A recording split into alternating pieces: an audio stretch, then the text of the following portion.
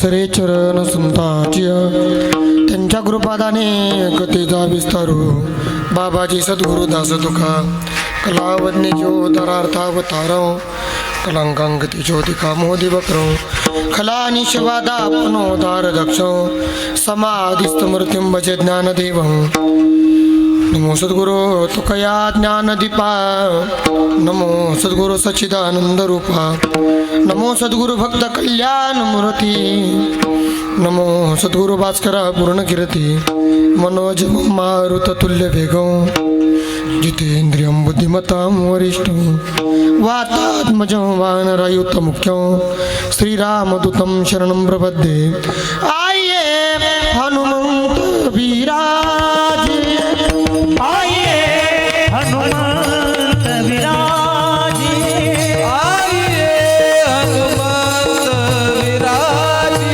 हनुमंत विराजे कथा करो मति अनुसार कथा करो मति अनुसार आइए हनुमंत विराजे आइए हनुमंत विराजे आइए हनुमंत विराजे आइए हनुमंत विराजे हरी धन मूर्ति देवा काय महिमा वर्णावा दिव्य अवतार तरुणा केले त्रैलोक्य पावना धन्य धन्य निवृत्ती देवा काय महिमा वररावा शिवावतार तरुण गेले त्रैलोक्य पावन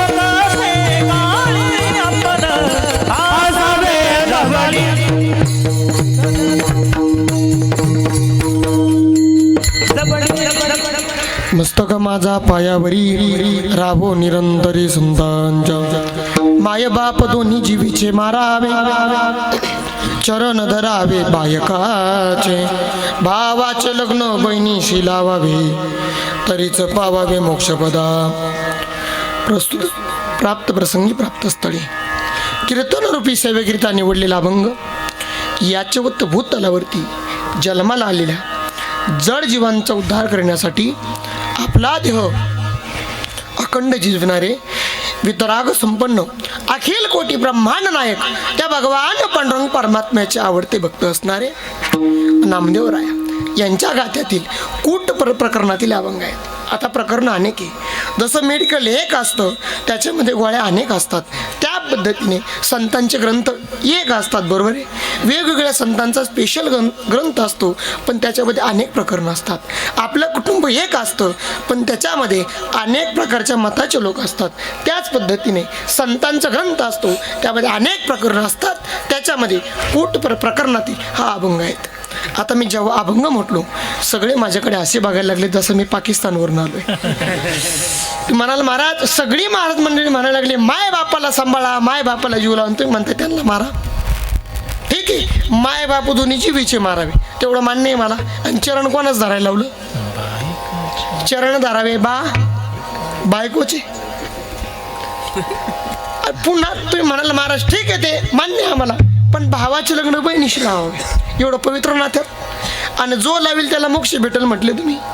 ठीक आहे महाराज ते मान्य आम्हाला. पुढं ब्राह्मणाच्या घरी गायीशी वाधावी.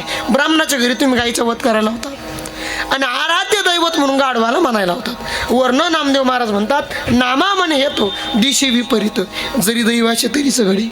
ज्याचं दैव आहे त्याच्याकडनंच घडतं. कोणतं? वरचं. पण ऐका माय बाप दोन्ही जीवीचे मारावे पण कोणते? मोहरूपी बाप मारायचा आणि ममता रूपी आई मारायची. एकदा मोहरूपी बाप आणि ममता रूपी आई मारली का चरण धरावे एकाचे. बायकोचे नाही चरण धरावे एकाचे. एका देवाचं चरण धरायचं. पुढं काय करायचं? त्या देवाचं चरण धरल्यानंतर पुढे काय करायचं ऐका. भावाचं लग्न बहिणीशी लावावे. कोणती बहीण? भक्ती बहीण धाव गावूनी आली गावा म्हणतो ना, म्हणतो का? ती बहीण. आणि कोणता भाव? अष्टसात्विक भाव. एवढा प्रभू भावी तो भाव. त्या भावाचं लग्न भक्तिरूपी बहिणीशी लावायचं. एकदा का जसं पती पत्नीचं लग्न झाल्यानंतर, म्हणजे त्यांचं लग्नच होतं, एकदा झाल्यानंतर जसे ते प्रेमाने राहतात त्या पद्धतीने तेवढ्याच प्रेमाने आपण भक्ती केली पाहिजे. प्रेम कोणतं? 10 वर्ष झाले होतं ते नाही, पहिले 2 वर्ष जे प्रेम असतं ते सांगायला लागलं. हा, म्हणजे मला अनुभव नाही, 1 महिन्यात सांगेल तुम्हाला, पण काय अडचण नाही. भावाचे लग्न बहिणीशी लावावे, म्हणजे भावनेने भक्ती केली का तरीच पावे मोक्ष पदा. माणसाला काय भेटतो? मोक्ष भेटतो. याच्या पलीकडे पुढे काय करायचं? ती भक्ती केली काय होतं? ब्राह्मणाच्या घरी गायीशी वाजावी. कोणती गाय? ही वासनारूपी गाय ब्रह्मरूपी गुरुच्या चरणावरती, ब्रह्मरूपी संताच्या चरणावरती मारायची आणि आराध्य करावे गाढवाचे. कोणतं गाढव? हे मनरूपी जे गाढव आहे एवढं खतरनाक आहे, एका मिनिटात कुठेही जाऊन गेलं गाडावरती. दर्शनाला जाऊन आलं, मला माहिती, नाव सांगू कोणाचं, लय खतरनाक आहे. माझं नस्तनपूरला जाऊन आलं, आता ते काय पाठी मग ते सासरवाडीला जाऊन आले, मला माहिती. मन लय खतरनाक आहे. एवढं खतरनाक मन, ह्या मनाला काय करायचं? आराध्य करावे गाढवाचे, त्या मनाला राम करायचे. मग नामदेव महाराज म्हणतात, नामा म्हणे हेतो दिशे विपरीत, जरी दैवासे तरीच घडे. काय काय घडे? मोरूपी बाप, ममतारूपी आई, त्यानंतर भावरूपी भाव आणि भक्तिरूपी बहीण, म्हणजे भक्ती भावनेने करणं.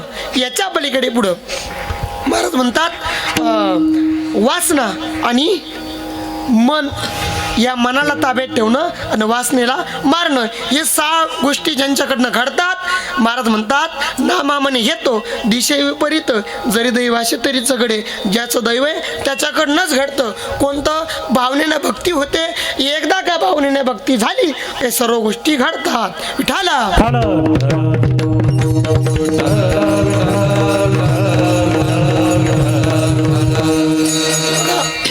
माझा आवाज ओढतोय होते, त्यांनी डायरेक्ट लॉक करून टाकला, म्हणजे कधी लॉक न होणार, आज लॉक झाला. विठाला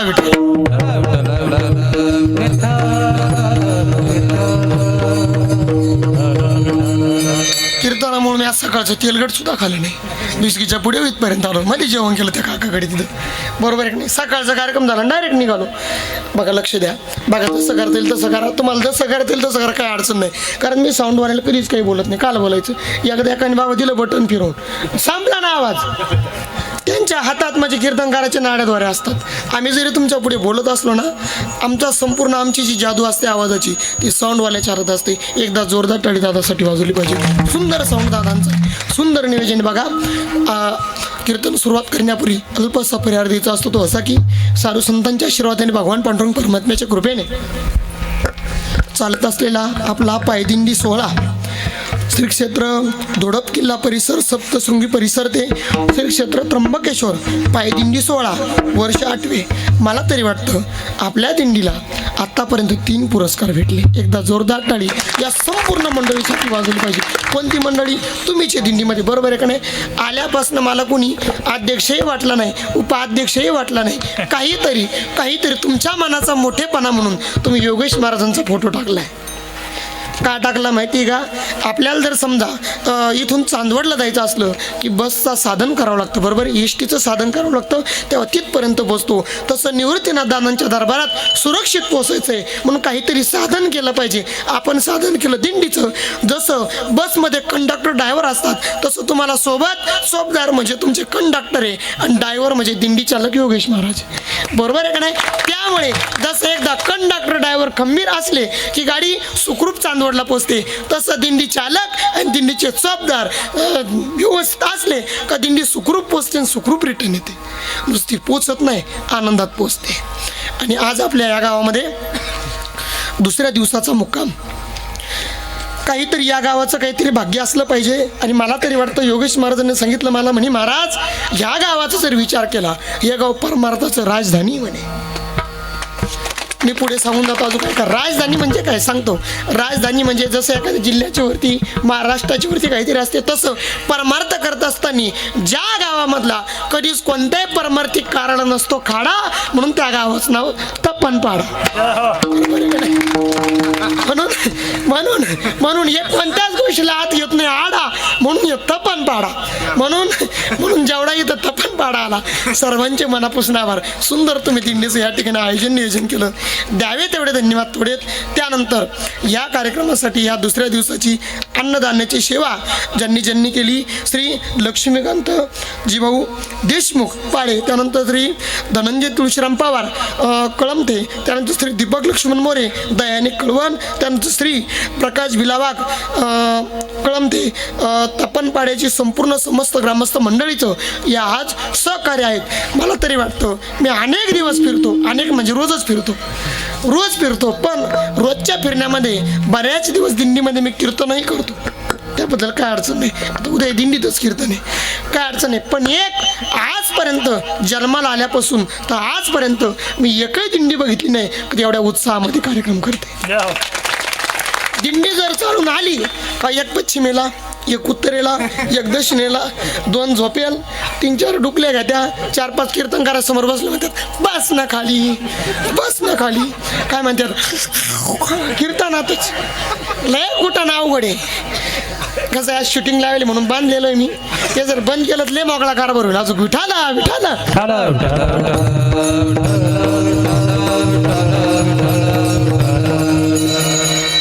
काय टेन्शन नाही, लक्ष द्या. चालू आपण बरोबर रुळावरून चालू, थोडंसं खाली उतरलं परत रुळा होईल, काय अडचण नाही. गाडी कधी मध्ये उतरल पुन्हा रुळा होईल. बघा सुंदर असं नियोजन आहे, सुंदर. या कार्यक्रमाला द्यावे तेवढे धन्यवाद थोडेत. ह्या कार्यक्रमासाठी सर्व गायक वादक गुणीजन मंडळी या ठिकाणी उपस्थित आहे, सर्वांचे मनापासून आभार मानतो.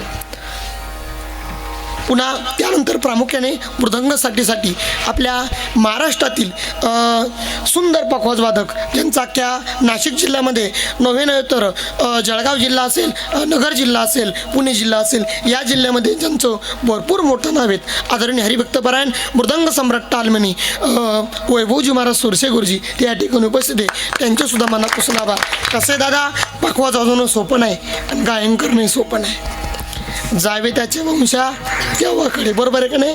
म्हणजे खावा त्याचा रसा नाही बरं, हां, जावे त्याच्या वंशा तेव्हाकडे, आणि तू म्हणाल खावा त्याचा रसा त्या तिकडं नाही.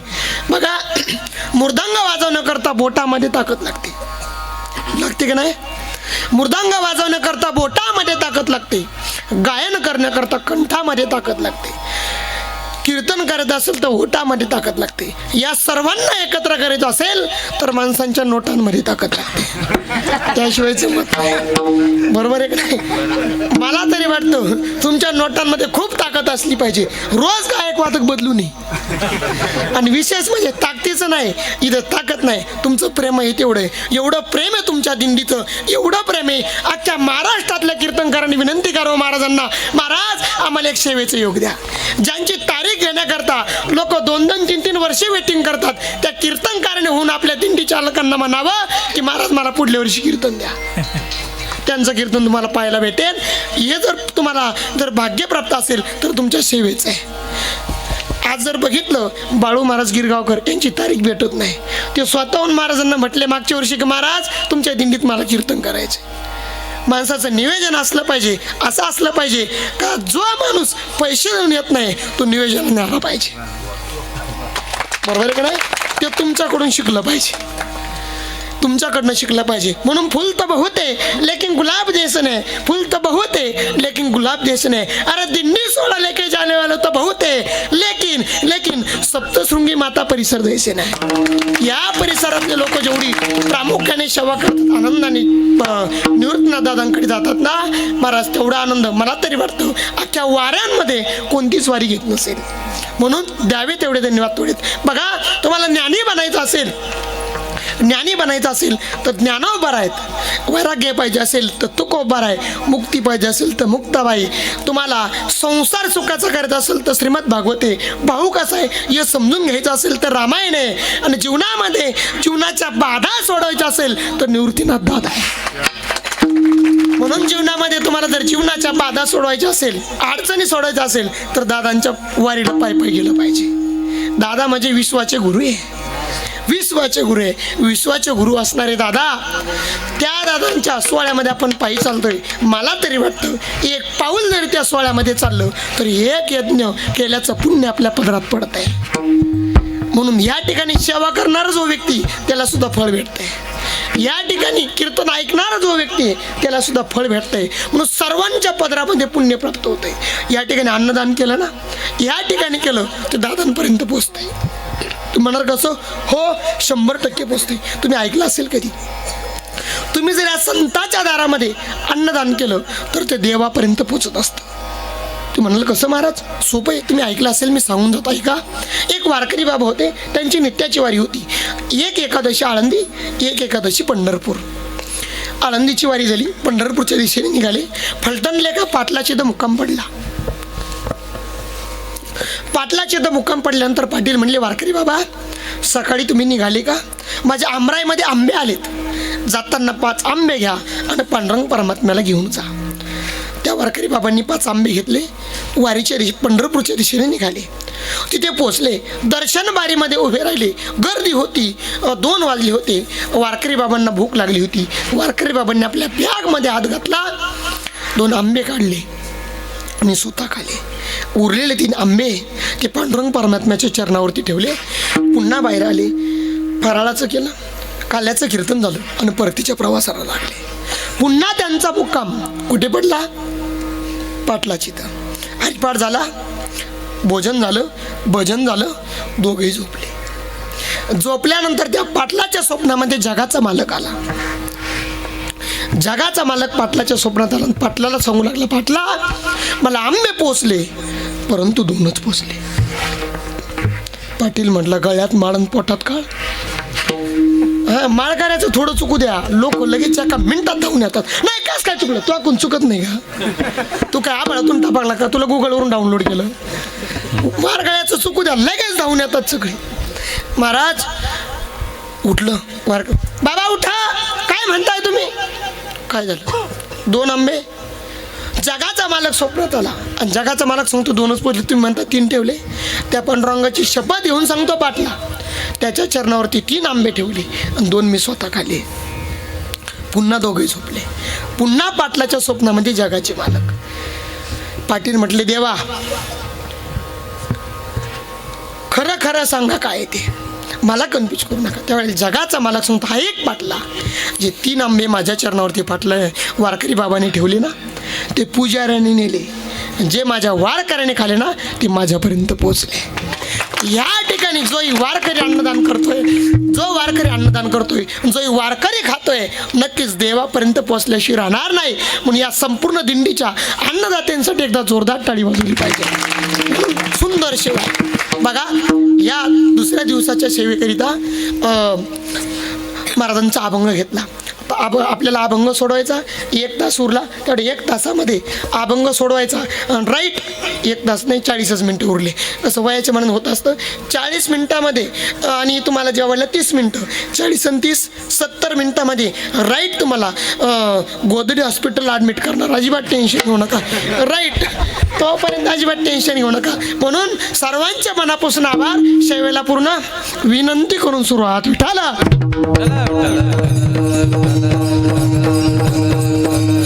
आता अभंग कुणाचा आहे? माय चुलत्याचा. बोला ना काहीतरी. असे पाहायला लागले जसे मी बचत गटाचे हप्ते जमा करायला लागलो. बोला काहीतरी. कुणाचा आहे? घरी जाऊ का मी? कुणाचा आहे? नामदेव महाराजांचा. आता ऐका, सर्व संत महात्मे सांगून गेले, पण सरळ पद्धतीने सांगून गेले. हा बाबा का बरं वाकड्यात घुसला? सरळ सांगून जर एखादा व्यक्ती ऐकत नसेल तर आपल्याला काय करावं लागतं? उलट सांगावं लागतं. एखादं म्हटलं, एखाद्याला जर आपण म्हटलं दिंडीत जाऊ नको, तो गेलाच नाही. जा ना दिंडीत, लय पुलका तुम्हाला जा. म्हणजे काही कमी जास्त तर कर्माने घडलं तर बरोबर आहे का नाही? म्हणजे जर एखादा व्यक्ती सांगत असला, ऐकलं नाही, तर आपण उलट करतो. आपण जर एखादा म्हणलं चला दिंडीत, तो जर आला नाही, जर पुन्हा त्याला जर काही आजार झाला, मग आपण म्हणतो तुम्हाला म्हणलो होतो दिंडीत चला, नाही जा ना तिकडं, जा ना, रात्रभर टांग टांग टाणना ते ऐकायला जा, निघा. म्हणजे इकडे ती पण पार्टी का? नाही, सध्या दोन्ही कार्यक्रमाचे कार्यकर्ते एकच झाले बाबा.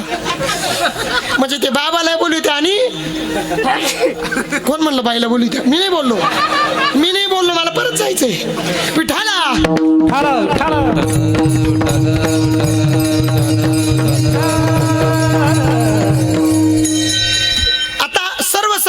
सांगतो आपण सकाळी म्हणतो उठा जागे वारे आता स्मरण करा म्हणतो ना सकाळी आपण म्हणतो हे जग जोगी जग जोगी जाग जाग बोलते. आपण म्हणतो पण जागी होतो का नाही होत. आपण म्हणतो आता जागा रे बाई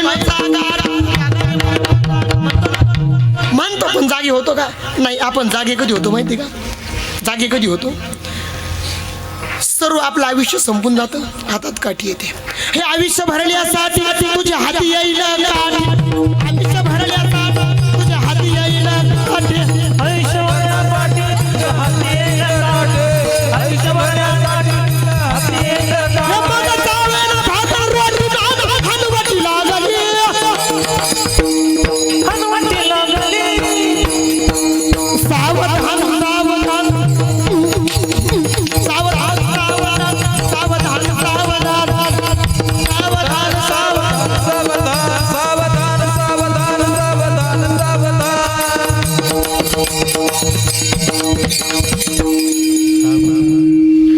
कधी सावध होतो आयुष्य भरून जातं हातात काठी येते टेकत टेकत चालतो मग सावध होतो मग एखाद्या महाराजाला पतो म्हणतो महाराज मला गळ्यात पेंडी गुतो आवडती माळ घाला वाटते कधी टेकली हो. एक आजोबा माझ्याकडे म्हणे बाबा मला माळ घालायची म्हणलं का बरं घालायची चावत नाही हो. त्याच्यासोबत दुसरं होतं ते म्हणे मला घालायची म्हणलं तुम्हाला का बरं घालायची तुम्हाला चावत नाही का चावत पण पोरं आणती नाही. लय अवघड लय तमाशा. कधी सावध झालं पाहिजे माणसानी कधी तर ना भाग्यवंत नटे हरिकीर्तनात या वयात सावध झालं पाहिजे. देवाला फुल कसं व्हायला पाहिजे टवटवीत का मान पडलेलं असं सूर्यफुलासारखं कसं टवटवीत तसं हे फुल देवाने आपल्याला दिलंय. हे कसं देवाला व्हायला पाहिजे सुरकू द्याले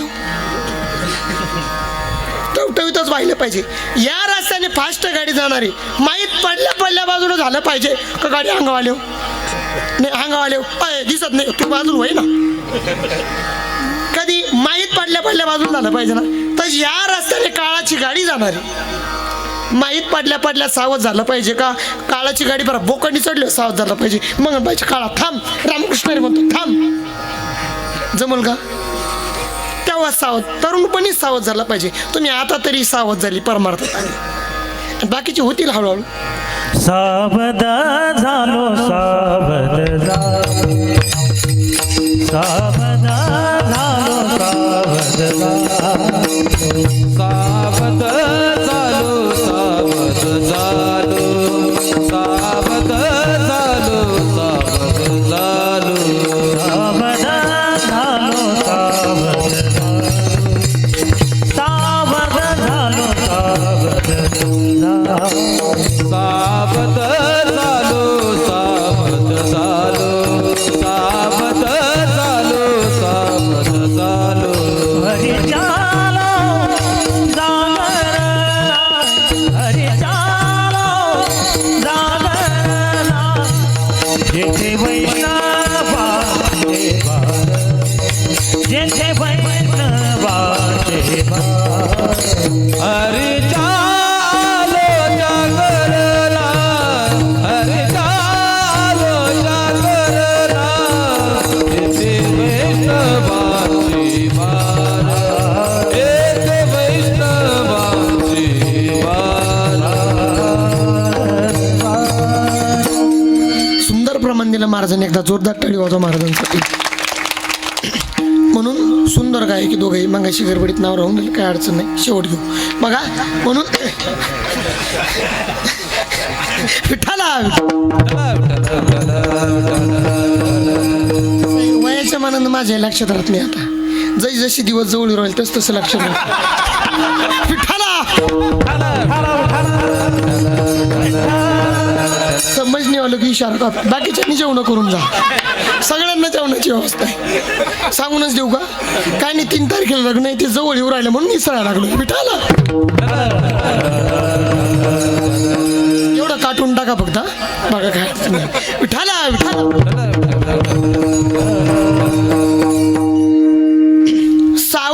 सावध झालो हरीच्या आलो जागरणा कधी तेव्हा. मग आपण तरुणपणे सावध आहोत याच्याकरता संतांनी सांगितलं. मग संतांना का सांगावं वाटलं? हा मिळाला देह पुन्हा भेटणार नाही म्हणून सांगावं वाटलं. संतांना का सांगावं वाटलं? आपल्याला ह्याच जन्मात भजन करत येतं म्हणून सांगावं वाटलं. याच्या पलीकडे आपण या सोहळ्यामध्ये चालतोय का चाललं याचं काही कारण? याचं काही कारण सांगतो समजून तुम्हाला. ऐका, संत आपल्याला सावध करतात. आज रोज तुम्ही संतांचे ग्रंथ वाचले म्हणून सावध झाली, आज वारीला निघाली. म्हणून माणूस सावध कधी होतो? टेकल्यावरती. माणसाने तरुणपणी सावध झालं पाहिजे. पण ऐका, संत आपल्याला जन्माला आल्यापासून तर मरेपर्यंत सावध करतात, पण आपण सावध होत नाही. मग संतच का सावध करतात? देव का सावध करत नाही? कारण संतांचा विचार केला तर संत अनाथाची माय आहे, आणि देवाचा विचार केला तर देव बाप आहे. तुम्ही संत माय, बाप कृपावंत. म्हणजे संत कोण आहे? आपली माय. आणि बाप कोण आहे? कृपावंत. म्हणजे जगाचा मालक. जसं आई लेकराला स्वच्छ करते तसं संत आपल्याला स्वच्छ करतात. 2 मिनिटात प्रसंग सांगून जातो. आपल्या या पाड्यामध्ये कोणतं पीक येतं जास्त? द्राक्षे. बरोबर आहे ना? काय अडचण नाही, सध्या द्राक्षेच धरू. मला दिसले रस्त्याने, काय अडचण नाही. बघा, आपल्या गावातील एका शेतकऱ्याने 15 लाखाची द्राक्ष विकली. किती? म्हणजे मी घ्यायला नाही येणार, तोंड पुढं नका देऊ. मोकळ्या मनाने 20 करू का? 15 लाखाची विकली. कितीचे? 15 लाखाची. सकाळी आंघोळ केली त्याने, सुंदर स्वच्छ कपडे घातले आणि पैसे मोजत होता. कशाचे?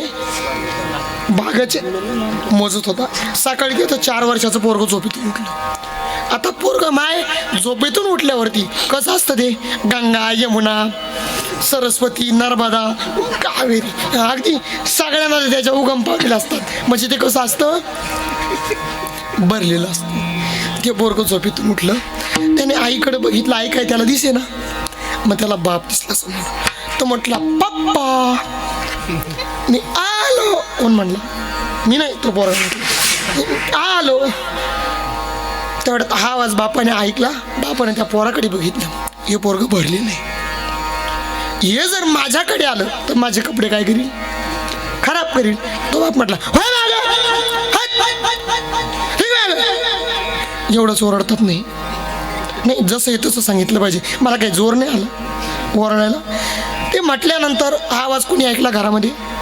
ते मुलाच्या आईनं. आणि त्याच्या कोण म्हणलं? आईनं, बाईनं म्हणलो मी. त्याच्या ऐकल्यानंतर ती बाई म्हणली, बाई ग, काडी लावू याला. कुणाला? नवऱ्याला. कसं काय म्हणाल? कसं काय म्हणू शकते? नवरा किती करतो तुम्हाला माहिती का? गावाला निघाल ती बॅग कोण घेतो? नवरा. बस स्टॉपवरती गेले, बसची चौकशी कोण करतो? रेल्वे स्टेशन बस, नवरा. बसला गर्दी असली, पळत पळत जाऊन जागा कोण धरतो? एकच जागा भेटली, जागेवर कोण बसतं? बचत गट. याच्या पलीकडे बसला कंडक्टरला तिकीट कोण काढतो? नवरा. समजा बसला गर्दी झाली, लोकांना घाम आला, घामाचा वास कोण घेतो? नवरा. समजा यांना काही खाऊ वाटलं एसटी मध्ये, बसमध्ये, आणून कोण देतो? नवरा. समजा ते खाऊन यांना जर झाली, बस लागली आणि उलटी झाली, शेजाऱ्याच्या ताई उठून गेल्या, शेजारी येऊन कोण बसतो? एक चोपदार म्हणले, महाराज नुसतं बसावं नाही लागत, पुसा आपण लागते. एवढं नवरा त्यांच्यासाठी करतो. त्या म्हणू शकता का बायग काढी लागो? ती स्वयंपाक करत होती, ती स्वयंपाकाला म्हणली बायग काढी लागू. झाला डाऊट क्लिअर. त्या मुलाला उचललं आणि तिने आंघोळी करता कुठे नेलं? कुठे नेलं? बाथरूम. आत्ता आलं. आम्ही जेव्हा लहान होतो ना, या बाबांच्या काळात, ही बाबा आत्ताची, माझ्या वयाची बाबाच दिसत नाही तो कोणी.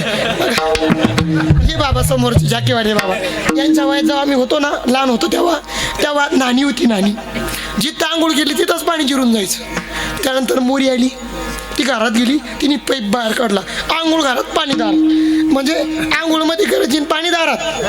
त्यानंतर बाथरूम आलं. बाथ अधिक रूम. ज्या रूम मध्ये तुम्ही बाथही मारू शकता, एवढा मोठा जो रूम, त्याला म्हणायचं बाथरूम.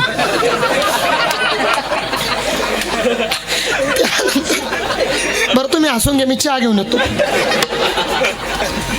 बघा तो बाथरूम. त्यानंतर नवीन VIP बाथरूम आला, बांधलाय कोणी? त्याच्यात 2 मशीन, एक कपडे धुवायचं, दुसरं आंघोळ करायचं. कपडे धुवायचं आलाय आपल्याकडं, पण आंघोळ करायची येऊ दिलं नाही. कारण आमच्या नांदगाव तालुक्यातले एक जण तिकडे चेक करायला गेलं होतं जपानला, ते मशीन चेक करायला. ते गेलं तिकडे बूट पॉलिश करायचं मशीन होतं. ते बूट पॉलिश करायचं मशीन असं होतं, म्हणजे तुम्ही जाऊन बघा वाटलं असतं. एक बूट पॉलिश केला, तुम्हाला ना पैसे कसं घ्यायचे ते बी सांगतो. एक पायाचा बूट पॉलिश केला की दुसरा पाय ठेवला ते पाय धरून ठेवायचं. आपल्या महाराष्ट्रातलं गेलं त्यांनी एक पाय ह्या मशीनमध्ये गेला आणि दुसरा पाय त्या मशीनमध्ये गेला. पैसे द्यायचं काम नाही, त्यांना नेमच चेंज करावं लागलं. तिथे आंघोळी करता गेलं, मशीनमध्ये आंघोळीला गेलो. एवढा आनंद त्याला, मस्त साबणीचा फेस आला, त्याला धुवून गेला. ते मशीनच्या हात सुंदर अंग चोळायचे. कोण? मशीनच्या हात. मशीनच तशी विकत आहे, म्हणजे मशीनची किंमतच 15 लाख. लई मशीनचा आनंद. मध्ये गेला तो हात डोळेवाला लाईट गेली. तो अजून मशीन मध्ये जे आपण कीर्तन झाले काढू त्याला बघा. ते मशीन काय इकडे आलं, कपडे धुवायचं आलं. ते बाथरूम त्या मुलाला उचललं, त्या बाथरूम मध्ये नेलं. सुंदर त्याला काय केलं, पहिल्यांदा सगळ्यांना त्याच्या उगम पाडलं तर सगळ्या उपसून घेतल्या मोटर. त्यानं बांधारा घातला. सुंदर त्याला असं कच चोळून घेतलं. चोळल्यानंतर सुंदर त्याला अशी साबण लावली. कोणत्या कंपनीची? हा 30 बरोबर सांगितलं त्यांनी. बघा ती साबण लावली. त्यानंतर साबण लावल्यानंतर सुंदर त्याला पुन्हा आंघोळ घातली. त्याचं अंग कोरडं केलं. त्याला काय लावली? पावडर. पावडरचं काय सुटला? वास गावात घुसताना येत असतो. चांगल्या गोष्टीचा सुगंध सुटतो, वाईट गोष्टीचा काय सुटतो? वास सुटतो. एखादा जर 2-3 गोट घेऊन आला, आपण म्हणतो त्याला दादा तुमच्या तोंडाचा काय सुगंध येऊ राहिला, म्हणतो का? कारण वाईट गोष्टीचा काय येतो? वास येतो. चांगल्या गोष्टीचा सुगंध येतो. त्या पावडरीचा काय सुटला? सुगंध. तो बापाच्या नाकात गेला. तोपर्यंत तिने कपडे घातले. बापाला वाटला तर शेवटचा बंडर राहिला. एवढा मोजला, लगेच तपन पाड्याच्या मंदिरावर जाऊ, पोराला घेऊ, दर्शन घेऊ, रिटर्न येऊ. त्या पोराला तोपर्यंत कपडे घातले, काजळ घेतलं. इथं लाव, इथं लाव, इथं लाव, तळपायला लाव. पण पोरग सावळं होतं.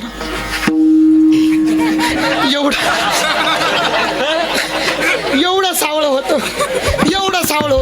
काजळ दिसत नव्हतं. काजळ म्हणजे याचा काही विषय नाही. एक दिवस असंच चालू, दुसऱ्या दिवशी म्हणलं चाल कीर्तन, मग तूच जाय, मा नाव घेतो, तूच जाय. तुझं नाही का? त्याचं त्या पोराला कासळ लावलं, सुंदर कपडे घातले. त्या पोरगा दरवाज्यातून उभं राहिलं. त्या बापाने बंडल ठेवली. त्या पोराकडे बघितलं. तो बाप म्हटला चल चल पिलू, पिलू चल. पण ऐका, पिलं डुकराला असतात, पिलं मांजरीला असतात, पिलं कुत्रीला असतात, माणसाला मुलं असतात. एवढं लक्षात असू द्या. ते म्हटलं चल चल पिलू. या पोरगा म्हटलं हा, आपण अशांना भाव देत नसतो. बघा विनोदाचा भाग सोडा, सिद्धांत लक्षात घ्या. पोरगं झोपेतून उठलं, कुणाकडे गेलं? बापाकडे. भरलेलं होतं म्हणून बापाने घेतलं नाही. तसं आपण या संसाराच्या झोपेतून उठलो, डायरेक्ट देवरूपी बापाकडे गेलो. आपण भरलेलो आहे काम, क्रोध, मद, मत्सर, दंभ, अहंकार या गोष्टीने भरलेलं आहे. ओले मूर्तिकेचे मंदिर, आता 6 जण उंदीर यांनी भरलेलं आहे. म्हणून त्या देवाने घेतलं नाही. तो देव रागावला, तसा बाप रागावला, तसा देव रागावला. हा आवाज जसा त्या घरामध्ये आईने ऐकला, तसं संत रूपी आईने हा आवाज ऐकला. ऐका, संत रूपी आईने आवाज ऐकला. आवाज ऐकल्यानंतर जसं त्या आईने मुलाला सुंदर बाथरूम मध्ये आंघोळ घातली, तसं संत रूपी माईने आपल्याला वारी रूपी बाथरूम मध्ये येण्याचा योग प्राप्त करून दिला. जसं त्या आईने त्या मुलाला सुंदर अशी आंघोळ घातली साबण लावून, तशी आपण भक्तीची आंघोळ करतो इथून तिथून. जसं त्या आईने नंतर पावडर लावली, पावडरचा सुगंध सुटला, तसं त्यानंतर आपण भक्ती केल्यानंतर त्या भक्तीचा, त्या साधनेचा सुगंध सुटतो. जसा पावडरीचा सुगंध बापाच्या नाकात गेला, बाप त्या पोराला म्हणतोय चल माझ्याकडे. त्याच पद्धतीने आपल्या भक्तीच्या साधनेचा सुगंध देवरूपी बापाच्या नाकात गेला का मग तो देव म्हणतो या रे अरे लहान थोर. म्हणून संत आपल्याला सांगतात, लक्षात. मग सर्व संत महात्मे सांगून गेले, तुम्ही संत माय घरामध्ये लेकराचं चांगलं व्हावं असं कुणाला वाटतं? आईला जास्त वाटतं माझ्या लेकराचं काय झालं पाहिजे कल्याण, तसं साधक रूपी लेकराचं चांगलं व्हावं हे संतांना वाटत होतं. म्हणून सर्व संत महात्मे सांगून सांगून त्रस्त झाले. मग महाराजांनी मनावरती घेतलं, लोकांना सांगायचं, पण अशा पद्धतीने सांगायचं की काहीतरी उलट्या पद्धतीने. मग ते कोणत्या पद्धतीने सांगितलं? महाराज अभंगाच्या पहिल्या चरणाचं. माय बाप दोने जीवेची मारी ते, माय बाप दोने जीवेची मारावे, माय बाप दोने जीवेची मारावे, माय बाप दोने जीवेची मारावे. माय बाप दोन्ही जीवेची मारावे, माय बाप दोन्ही जीवेची मारावे, माय बाप दोन्ही जीवेची मारावे, माय बाप दोन्ही जीवेची मारावे. हे माय बाप दोने जीवेची मारावे, माय बाप दोने जीवेची मारावे, माय बाप दोने जीवेची मारावे, माय बाप दोने जीवेची मारावे.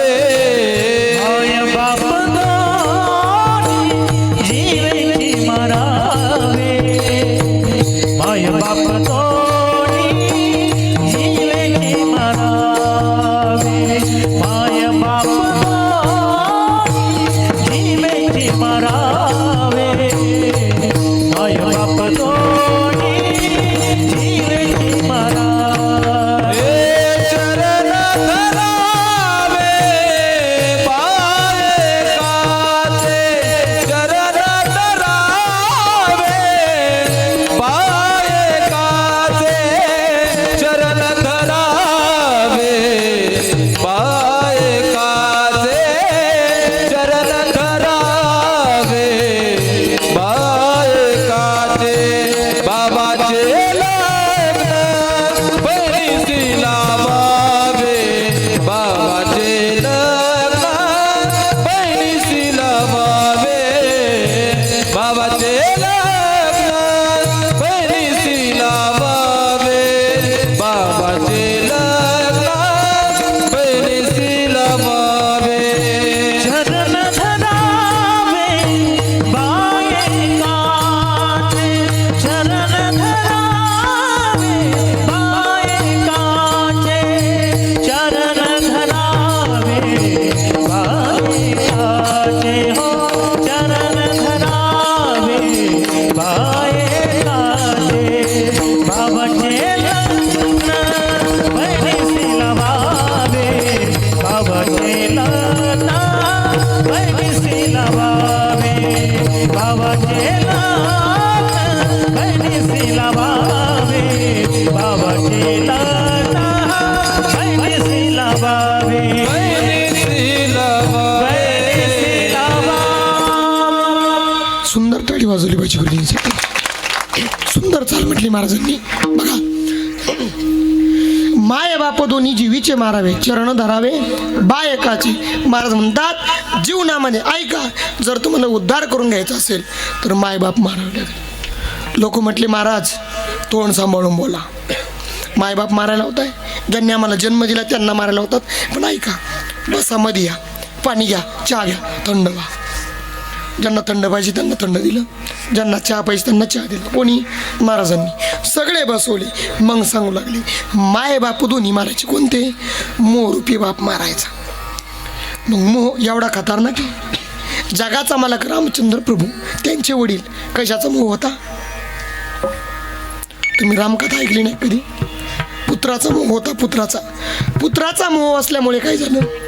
पुत्राचा मोह पूर्ण झाला. पुत्र कामेष्टी यत्न केला, पण ऐका, मरणाच्या वेळेला एकही पुत्र जवळ नव्हता. झाला का मोह पूर्ण? 4 पुत्र दशरथा अंतकाळी एकही नव्हता. या श्रीमद भागवतामध्ये आत्मदेव नावाचा ब्राह्मण आहे गोकर्ण आख्यानामध्ये. त्या ब्राह्मणाला पुत्राची प्राप्ती नव्हती, पुत्राचा मोह होता. काय व्हायला पाहिजे, पुत्र व्हायला पाहिजे, असा काय होता मोह. ठीक आहे, साधू संतांची तपश्चर्या केली, साधू संतांनी फळ दिलं. त्या ब्राह्मणाची पत्नी कोण, दुंदुली पत्नी. आणि जीवनामध्ये माणसाला संसार सुखाचा करायचा असेल तर पत्नी कशी पाहिजे, कर्कशा नको आहे. कर्कशा पत्नी लई डेंजर. कर्कशा पत्नी कुणाला म्हणायचं माहिती का, जे पारड्यात बसेल त्यांनी मानून घ्या आपण कर्कश आहे. जी पत्नी दोघी भावांना एकत्र राहू देत नाही, जी पत्नी पती जर चांगला निर्णय घेत असेल तर मध्येच जाऊन येते, जी पत्नी पती जर दिंडीला सहकार्य करत असेल तर म्हणते एवढ्या कुठे जात असता का. ती कर्कश सांगती दुःख उदंड फजिती, उदंड फजिती दुःख उदंड फजिती. हे कर्कश उदंड फजिती दुःख उदंड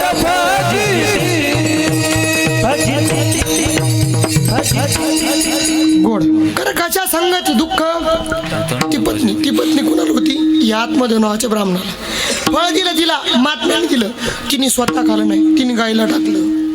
तिची एक मानलेली बहीण होती, कोणती, गुरु बहीण. हे नाते नाही फॉर्मला आले आता. गुरु बहीण, गुरु मामा तर भेटला पाहिजे, मला रूम मध्ये बंद करून आणायचं आहे. त्याने जेवढं वाटोळ केलं तेवढं कोणीच केलं नाही. भेटला पाहिजे एखादा गुरु मामा, मला स्वतःहून आला पाहिजे. मी गाडीचे तिकीट टाकून नेलं, का अडचण लय आवड. त्याने लय वाटोळ केलं आतापर्यंत. सगळ्यांना माझी विनंती मायबाप, हे मानलेले नाते कुठपर्यंत तुमचे माहिती का, जो वरी चळ नका तो वरी मनती माझा.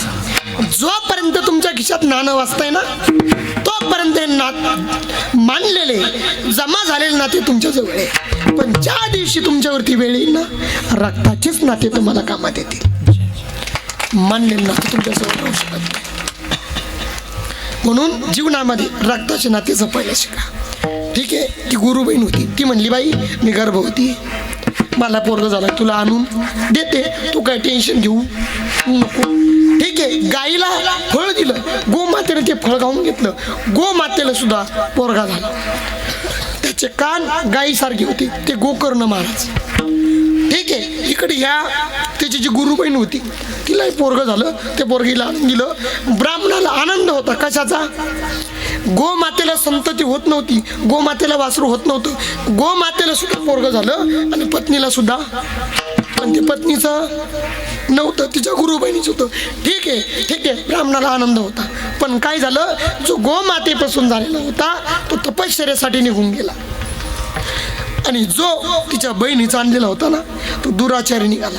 त्याने काय केलं, पहिल्यांदा बापाच हाताखालून काढला. त्याला मोह होता ना पुत्राचा, झाला पूर्ण. पुत्राचा मोह पूर्ण होत नाही, आपल्याला संसाराचा मोह आहे. आपण मोहामध्ये जीवन जगतोय. काय मोह आहे माहिती का, आपण सगळं इथंच करायला लागलो, इथंच गाडं फिरवायला लागलो.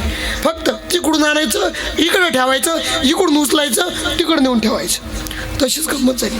2 मिनिटात दृष्टांत देतो, पुढे चालतं बघा.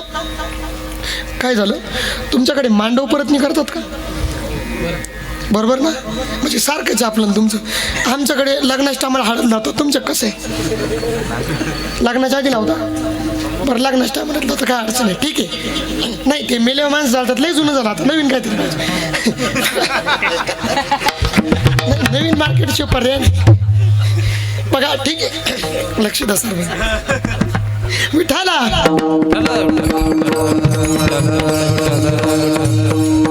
काय झालं, ती मांडव परत ती जी इकडली येईन होती नवरदेवाकडली, तिने पाठी भरून बसे काढली. कुणासाठी, कारण तिकडली येईन येणार, इकडे काय खाणार, चारा मांडे खाणार, इकडले तिकडे जाऊन कडबा थोडीच आणणार आहे, चारा नाही काय म्हणते, मांडेच खाणार आहे. बघा ठीक आहे, ते सर्व स्वयंपाक झाला, भजे काढून ठेवली. ते उंदराने बघितले, उंदीर म्हणला बापू लय मोठी लॉटरी लागली. आता उंदराने एक भजा तोंडात घेतला.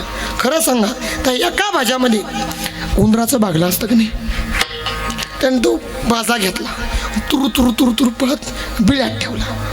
परत दुसऱ्या ट्रिपला आला, दुसरी भरून दिली. तिसरीला आला, ती बी भरून दिली. परत ती 4च भजी ठेवली. कोणी? उंदराने. बोक्या म्हणला मी असताना एवढा मोठा भ्रष्टाचार, आणि एवढे मोठे भजे संपले, आळ कोण होईल? बोक्या म्हणला मी पदावा असताना बोक्या म्हणला मी असताना एवढा मोठा, आणि लोक काय म्हणतील? उंदीर तर करूच शकत नाही, उंदीर एवढे भजे खाऊ शकत नाही, पण उंदरानेच खाल्ले भजे. पण बोक्या म्हणला एवढा मोठा. मग बोक्याने उंदरावर नियम लावला. बोक्या म्हणला उंदराचा कार्यक्रम करायचा. मग बोक्याने लगेच माणसाने लावली, बोक्यानेच नियम लावला. बोक्या असा दडून बसला. 4 भजे उरलेले होते, त्याच्यामधला त्या उंदराने एक भजा उचलला, तुरतुरू निघाला. जशी बोक्याने झडप मारली तसं तो उंदीर तोंडात धरला. खरं सांगा, परातीतले भजे कुठं होते? परातीत. तोंडातलं भजं आणि बिळ्यातले भजे, घरातले पैसे, खिशातले पैसे, बँकेतले पैसे. मी उंदराचं नाही सांगू राहिलो, मी 2 पायाच्या उंदराचं सांगू राहिलो. बाहेरून जमा करून आणलेले पैसे घरात ठेवलेले कुठं राहिले? खिशातले आणि बँकेतले. कसे गर्व करतात, तरी या मोहामध्ये जीवन जगतात. मोह भुजंगे धरली करुंगुळी वा, लोभ सर्पडंकाला करू काय, लोभ सर्पडंकाला करू काय, लोभ सर्पडंकाला करू काय, लोभ सर्पडंकाला करू काय.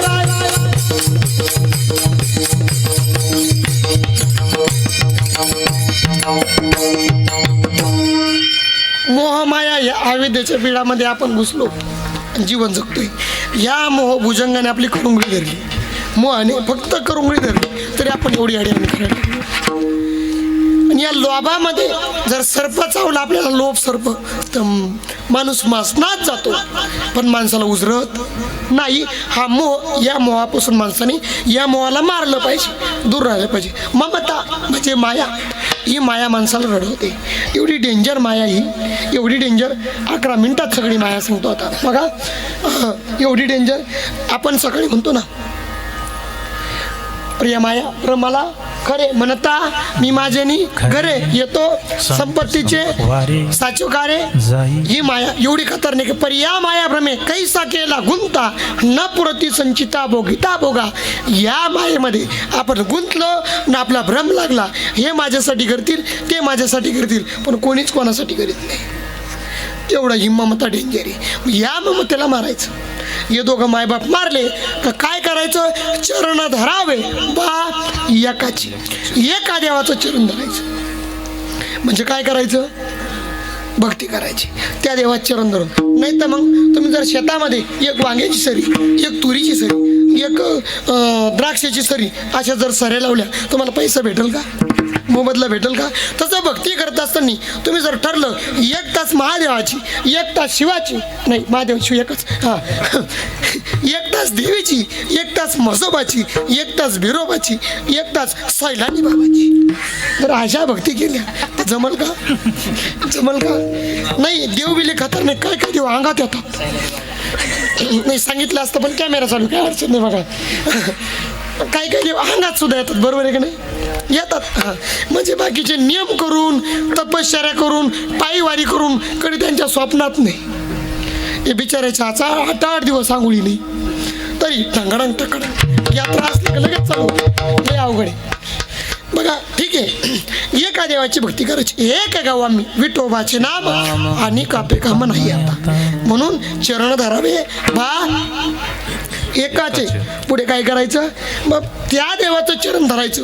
भक्ती करताना कोणत्या प्रेमाने करायची, कशी करायची? महाराज अभंगाच्या 2ऱ्या चरणामध्ये सांगतात. भावाचे लग्न बहिणीशी लावावे, भावाचे लग्न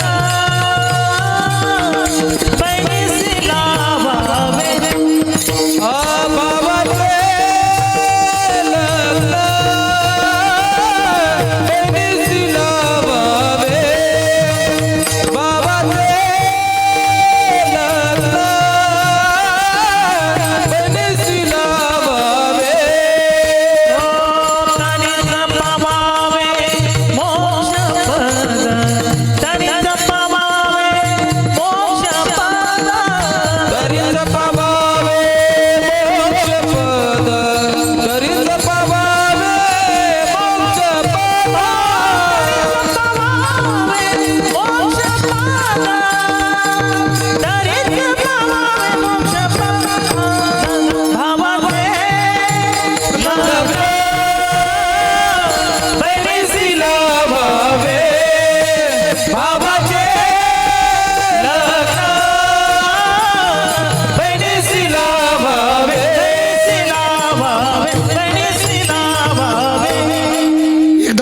टाळी महाराजांसाठी वाजवली पाहिजे.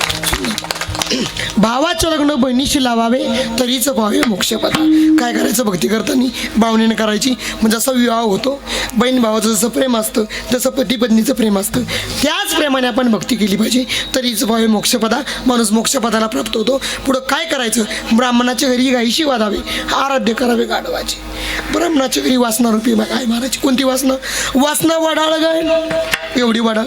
जाऊ नये तिकडे खाऊ नये ते हिचा मोडावा पाय आणि वासना वडा ती वासना मारायची. त्यानंतर मन एवढं चंचल बहु चंचला चपल.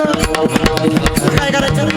देवा माझे मन लागू तुझे चरणी संसार वेसळी पडून देती. त्या देवाला सांगायचं माझं मन तुझ्या चरणावरती बांध.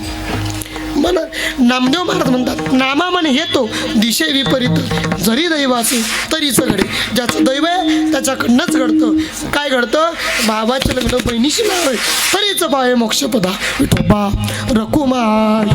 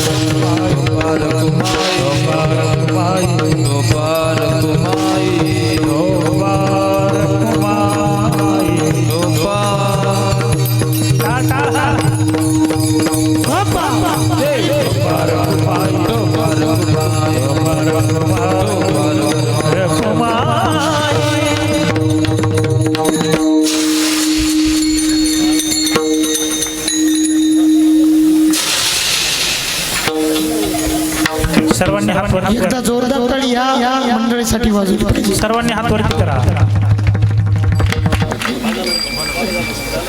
बघा बघा बघा आता सर्वांनी वरती हात करायचे. 2 मिनिटं भजन करायचे. सर्वांनी प्रत्येकाला शेजारच्याची शपथ आहे. वरती हात करायचे. सर्वांना शेजारच्याची शपथ आहे. माझा आवाज निघाला. हा निवृत्ती राया निवृत्ती राया सोपान पायी ध्यान करणारा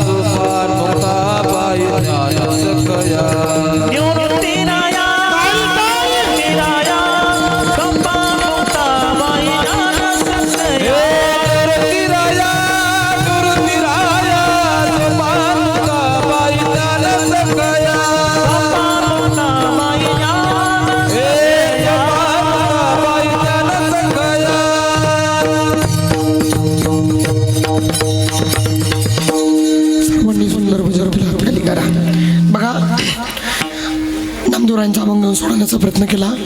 काही चुकलं असेल तर माझ्या बुद्धीची दोष, जे बरोबर असेल ते माझा आवाजच बसला, काय करणार त्याला आता.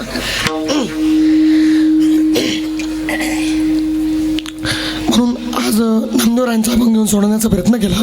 काही चुकलं असेल तर माझ्या बुद्धीची दोष, जे बरोबर असेल ते माझ्या गुरुवारांचे. गुरुवारे वैकुंठवासी सोमनाथ महाराज नाईकवाडे, गुरुवारे परमेश्वर महाराज उगले, गुरुवारे स्वानंद सुगणे सद्गुरू जोग महाराज वारकरी शिक्षण संस्था आळंदी देवाची, जी आळंदीमध्ये शिकलो ते तुमच्या पुढे मांडण्याचा प्रयत्न केला. काही चुकलं असेल, बुद्धीची दोष, जे बरोबर असेल ते त्यांचे. ज्ञानेश्वर माऊली, ज्ञानराज माऊली तुकाराम, ज्ञानराज माऊली, माऊली ज्ञानेश्वर माऊली, ज्ञानराज माऊली ज्ञानेश्वर.